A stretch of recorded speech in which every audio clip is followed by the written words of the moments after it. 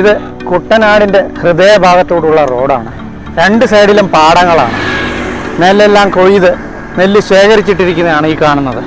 അപ്പോൾ കൊയ്ത്തിൻ്റെ കാഴ്ചകളിലേക്കും നിങ്ങളെ സ്വാഗതം ചെയ്യുന്നു. കൊയ്തെടുത്തേക്കുന്ന നെല്ലാണ്. നെല്ലെല്ലാം ഇവിടെ ശേഖരിച്ചിട്ടിരിക്കുകയാണ്.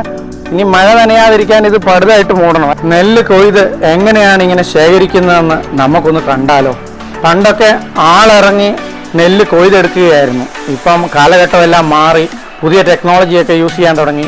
മെഷീൻ ഇറങ്ങിയിട്ടുണ്ട്, പാടത്ത് കൊയ്ത്ത് നടക്കുകയാണ്. മെഷീൻ തന്നെ കൊയ്ത് മെതിച്ച് നെല്ല് സ്റ്റോറേജിലാക്കി കൊണ്ടുവന്ന് നമ്മൾ പറയുന്ന സ്ഥലത്തോട്ട് ഇത് നിറച്ചു തരും. മെഷീൻ തന്നെ കൊയ്ത് ആ സമയത്ത് തന്നെ മെതിച്ച് അതിൻ്റെ കച്ചിയെല്ലാം ഒരു സൈഡിൽ കൂടെ വേസ്റ്റായിട്ട് പുറത്തോട്ട് തള്ളുകയും അതുപോലെ തന്നെ മെയിൻ റിസർവോയറിൽ അതിൻ്റെ നെല്ല് സ്റ്റോറേജായിട്ട് വരികയും ചെയ്യും. അതെല്ലാം അറ്റ് എ ടൈം നടന്നുകൊണ്ടിരിക്കും. അതുകൊണ്ട് വളരെ എളുപ്പമാണ് ഇപ്പോൾ കൊയ്ത്തൊക്കെ. മണിക്കൂറുകൾക്കാണ് ഇതിന് ചാർജ്.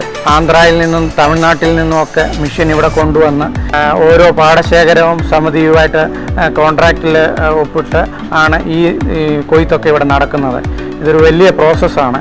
അപ്പം ഈ ഏക്കർ കണക്കിന് പാടം കൊയ്യാനുണ്ട്. അപ്പം ദിവസങ്ങളോളം പണിക്കാർ ഇവിടെ വന്ന് താമസിച്ച് ആണ് കൊയ്ത്തൊക്കെ നടക്കുന്നത്.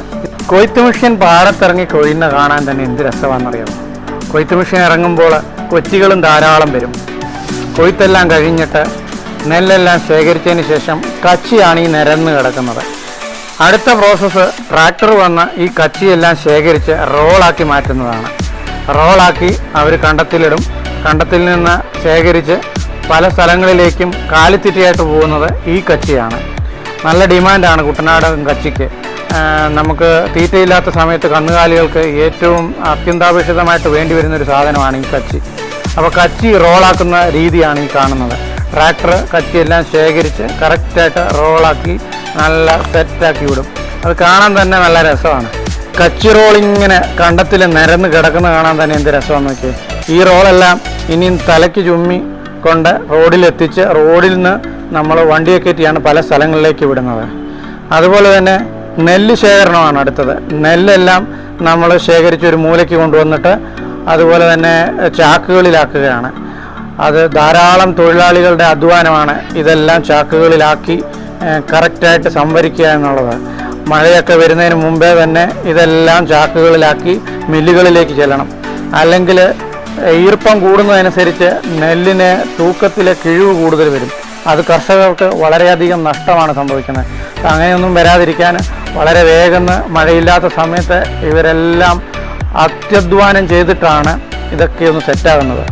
ഇനി ഈ നെല്ല് മുഴുവൻ തലച്ചുമടായിട്ട് ചുമ്മി കണ്ടത്തിൽ നിന്ന് കയറ്റി ഇതുപോലെ വണ്ടിയെ കയറ്റി അടുക്കിയിട്ട് വേണം മില്ലിലോട്ട് വിടാൻ. അതൊരു വലിയൊരു പണിയാണ്. നമ്മുടെ മനോജൻ ടീമും അത് ചെയ്തുകൊണ്ടിരിക്കുകയാണ്. കൊയ്ത്ത് കഴിഞ്ഞ കണ്ടത്തിൽ പിന്നെ വെള്ളം കയറ്റുകയാണ് പതിവ്. അടുത്തുള്ള തോട്ടിൽ നിന്ന് തൂമ്പ് തുറന്ന് വെള്ളം കണ്ടത്തിലോട്ട് കയറ്റുന്നതാണ് ഈ കാണുന്നത്.